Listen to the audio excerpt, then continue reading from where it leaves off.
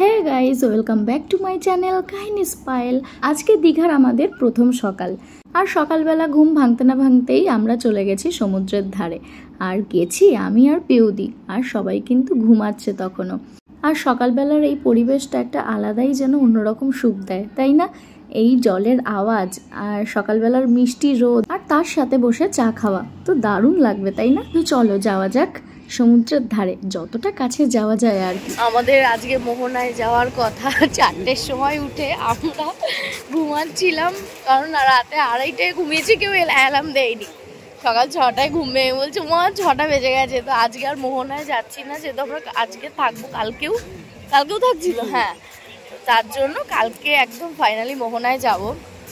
এখন দুজন মিলে আসলাম, বাচ্চাগুলো ঘুমাচ্ছে তার দিদাদের কাছে, আর আমরা পাখি মেরে চলে এসেছি সমুদ্রে ট্যাং করে থেকে। এ মা, 4 টাকা আনলে চা খেতাম দুজন মিলে। তুই পাগলি।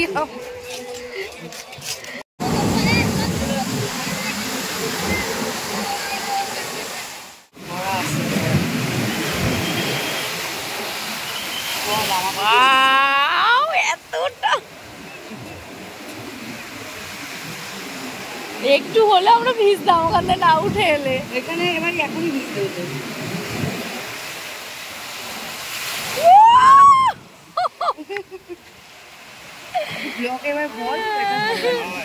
বিশ্বাস করো, আমার এখন কি ইচ্ছা করছে জানো, ওই সামনেটায় বসে সমুদ্রের জলটা গায়ে লাগানোর। কিন্তু এই সাহস তো আমার হবে না, আর এই জায়গাটাও খুব খারাপ।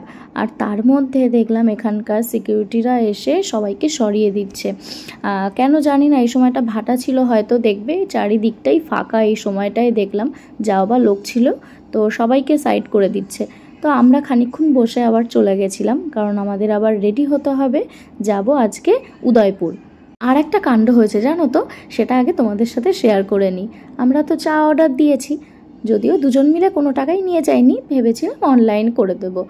চা যখন নেওয়া হয়ে গেছে, আর তখন দেখলাম আমারও ফোনের ব্যালেন্স শেষ, আর আমার পিউদিওর নেটওয়ার্ক নেই। তো কি করা যাবে? তবুও কি জানো তো, এখনও ভালো মানুষ কিছু হয়তো আছে। কাকুটা আমাদের চা দিয়ে দিল, আর কিছু বললো না, বললো তোমরা পরে দিও।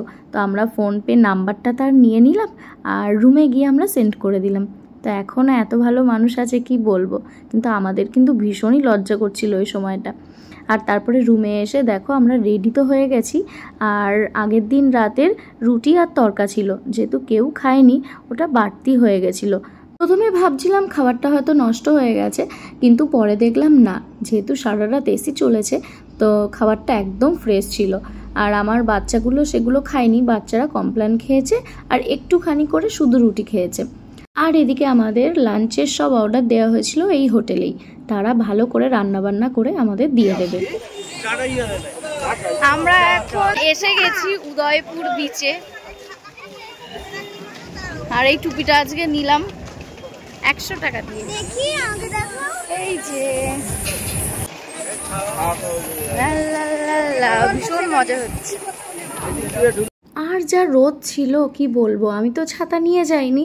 আমি ভেবেছিলাম ওখান থেকে ওইটুকু জাস্ট চলে যাব, পরে গিয়ে দেখি এতটা হাঁটতে হবে। বুঝতে পারছো এই রোদের মধ্যে টানা এতটা হাঁটা কতটা কষ্ট, যেহেতু গাড়ি পার্ক করা হয়েছে একটু দূরেই। তো এখানে দেখো কি ভিড়, আর সমুদ্র যেন ডাকছে আমায়। আমি সমুদ্র দেখলে একদম থাকতে পারি না, মনে হয় সব কিছু ফেলে দিয়ে সমুদ্রে কখন যাব। আর বিশেষ করে এই উদয়পুর জায়গাটা আমার ভীষণ প্রিয়, কিন্তু এইবারে এসে দেখলাম এত ক্রাউড, অতটা বেশি ভালোও লাগছিল না। একটু নিরিবিলি হলে বেশি ভালো লাগতো। বসো বসো।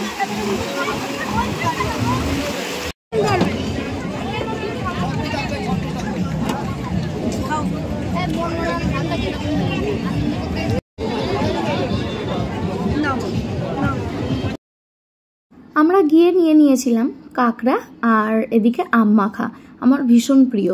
আর তার সাথে ছিল লোটে মাছ, তখন রেডি হচ্ছিল।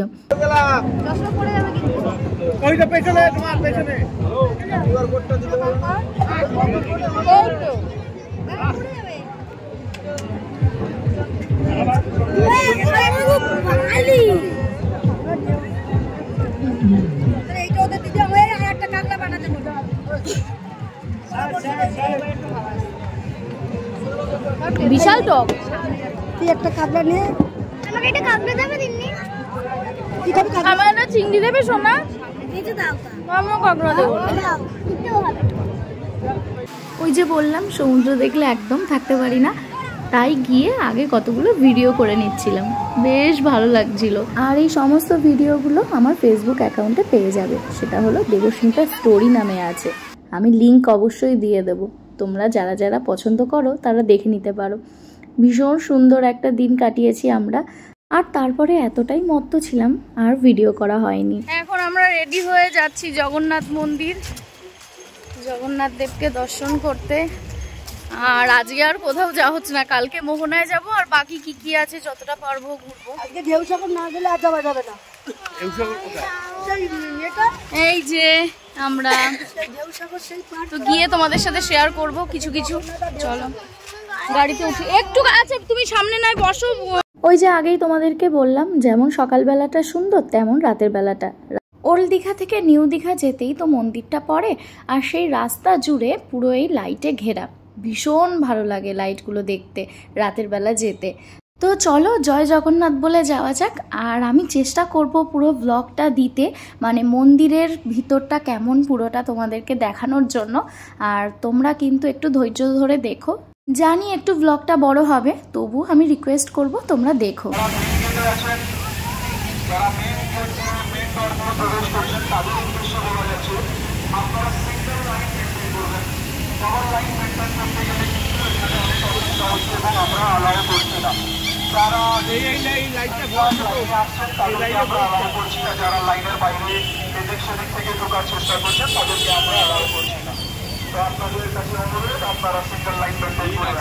ওই যে অ্যানাউন্স হচ্ছিল সবাই লাইন দেওয়ার জন্য, আর প্রচণ্ড ভিড়, তোমরা বিশ্বাস করবে না এতটা ভিড়।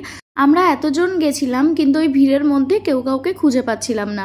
ভিতরে গিয়ে আবার সবাই এক জায়গায় হলাম। দেখো মন্দিরটা শুধু দেখো, চোখ জুড়িয়ে যাবে তোমাদের মন্দিরটা দেখলে। আর একটা জিনিস খেয়াল করবে, শুধু ফোনগুলো দেখবে, কতগুলো ফোন তোমরা চোখের সামনে এক জায়গায় দেখতে পাচ্ছ। তো চলো দেখতে থাকো।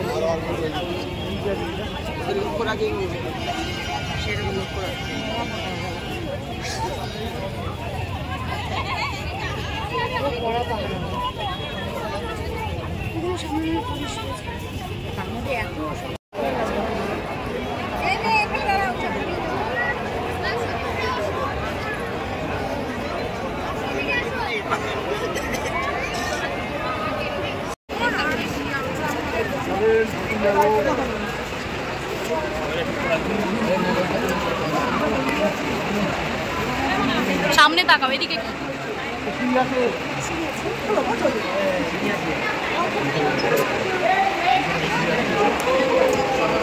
সামনে তাকা।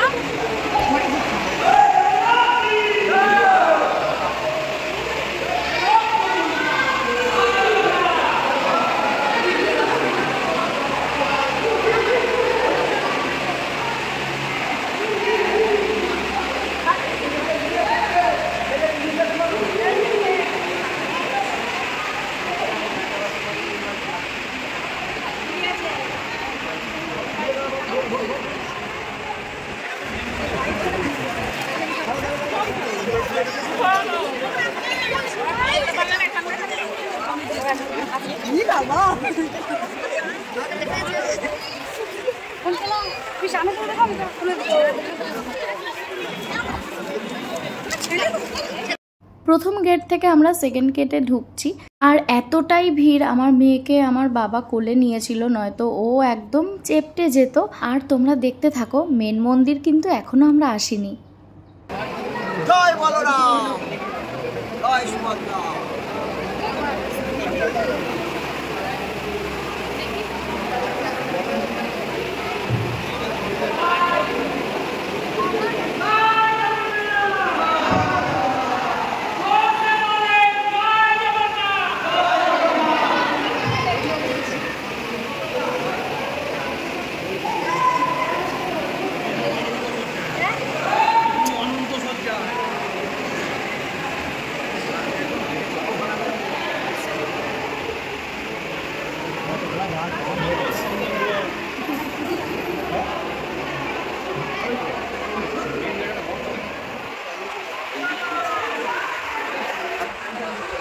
এইবার যাচ্ছি থার্ড ঘরের দিকে, এর পরেই হচ্ছে মেন মন্দির। আর আমরা তো চলে এসেছি, কিন্তু পিছনে তাকিয়ে দেখি, দেখো এত মানুষের ঢল।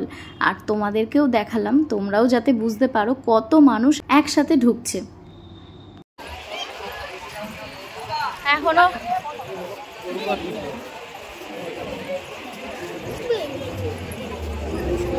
ও এই জায়গাটা ভালো আছে। তো এবার যাচ্ছি জগন্নাথ দেব দর্শন করতে। হ্যাঁ যাবো, আগে ঘুরে আসি তারপর।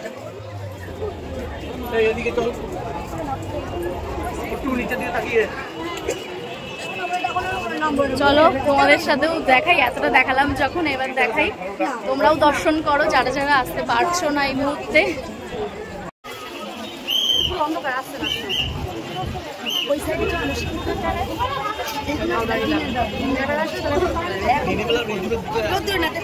নমো করো, নমো করো, এখানে ওখানে ওঠে না, ভালো করে করো। হ্যাঁ চলো।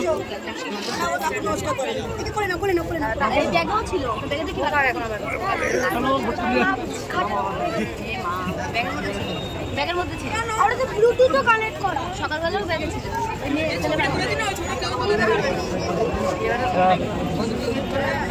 ফোনটা ঢুকি না।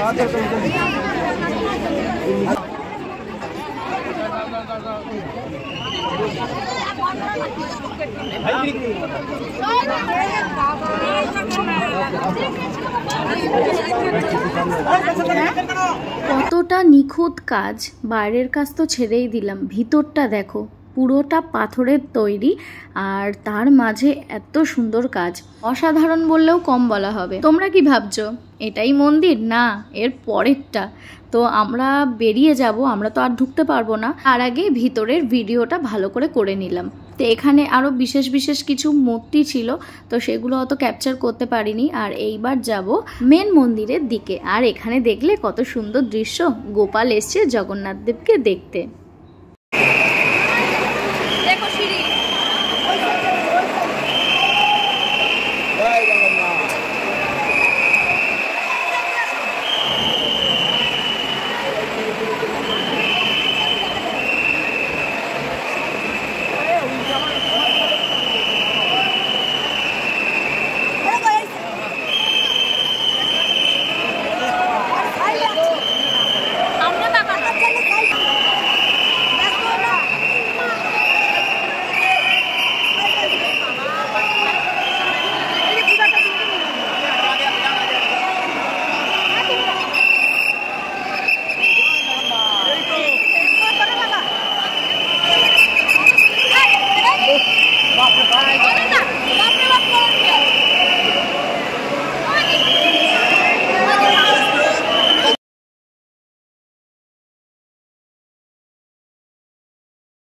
কি দেখতে পাচ্ছ তো, কথা দিয়েছিলাম না তোমাদেরকে দেখাবো, পুরোটা তুলে ধরলাম তোমাদের সামনে।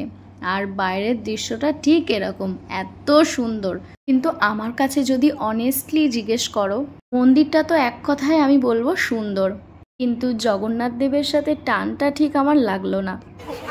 মন্দির দেখা হয়ে গেল, দারুণ অসাধারণ বললেও কম বলা হবে, এত সুন্দর মন্দির। তো পার্টি টাটি সব বাদ দিলে যদি মন্দিরটার কথা বলা হয়, দারুণ দারুণ মন্দির। তো এবার চলে যাচ্ছি, এবার কোথায় যাবো জানি না, আর পেটটা ব্যথা ব্যথা করছে আমার। দারুণ দারুণ ফটো তুলেছি, দেব। আর এরা দুটো ঝামেলাতেই ব্যস্ত, দেখো।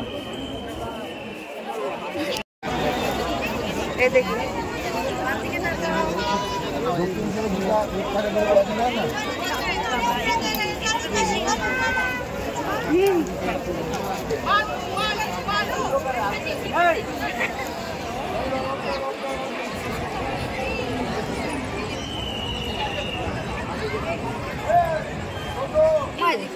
জলের মধ্যে কি যেন কাটছে, ঘুরি ঘুরি, কি এটা মাছের মতো মনে হয়, হাওয়া দিচ্ছে তাই হাওয়া। আমরা কিছুটা সময় বসে এই জায়গাটাকে দেখছিলাম, আর তারপরে এখন চলে যাচ্ছি বাইরে, কারণ হঠাৎ করেই ঠিক হয়েছে আমরা আর একটা জায়গায় আজকে ঘুরতে যাব।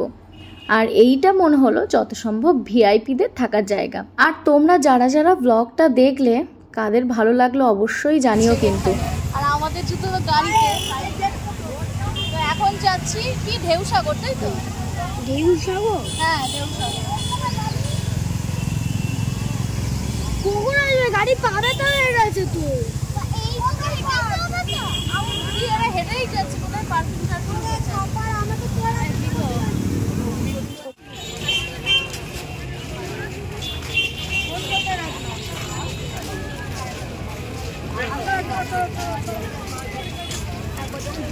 তো আমরা চলে এসেছি, এটা কোথায়? ঢেউসাগর। ঢেউসাগর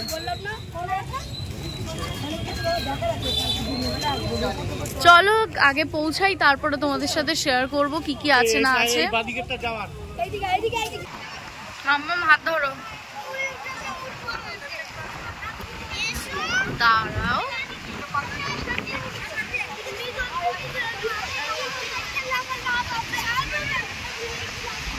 আস্তে আস্তে আস্তে আস্তে। হ্যাঁ হ্যাঁ চলো চলো চলো চলো, দাঁড়াও, আস্তে আস্তে আস্তে। ভালো লাগছে না?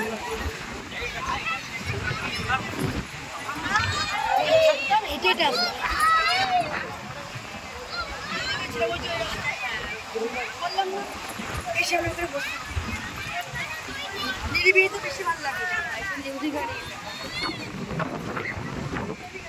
চলো। আর আজকে দুজন মিলে বায়না করেছিল জিপ গাড়ি চড়বে, তাই আমি আর মা মিলে ওদের জিপ গাড়ি চড়ালাম, আর সবাই হোটেলে চলে গেছে ততক্ষণে। তো আমাদের হ্যাঁ কি ঢেউসাগর থেকে এসে, সাগর ঢেউ না ঢেউসাগর? ঢেউসাগর।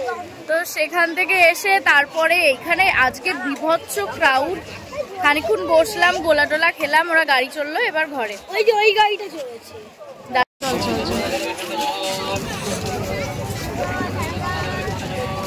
এখন বাজে রাত কটা? 11টা। তাই আজকে এত ভিড়, প্রচুর ভিড়, প্রচুর। তো আজকে এত ভিড় রাত 11টা বাজে পুরো, তাও কালকের মতো লোক। আজকে যেহেতু স্যাটারডে সানডে একদম পিকটা ভিড় থাকে। তো আমরা চলে এসেছি। হ্যাঁ আমরাও চলে এসেছি। এবার রুমে যাব, অল্প কিছু খাওয়া দাওয়া করবো। আর কোল্ড ড্রিঙ্কস পেলাম না, তো একটাও দোকান খুঁজে। তো চলো আজকের মতো ব্লগটা এখানেই এন্ড করছি। কালকে সকাল সকাল উঠতে হবে, মোহনায় যাব, আরও যে কটা জায়গা বেঁচে আছে সে কটায় যাবো। কালকেই ব্যাক করবো বাড়ি। তো চলো দেখতে থাকো ব্লগটা।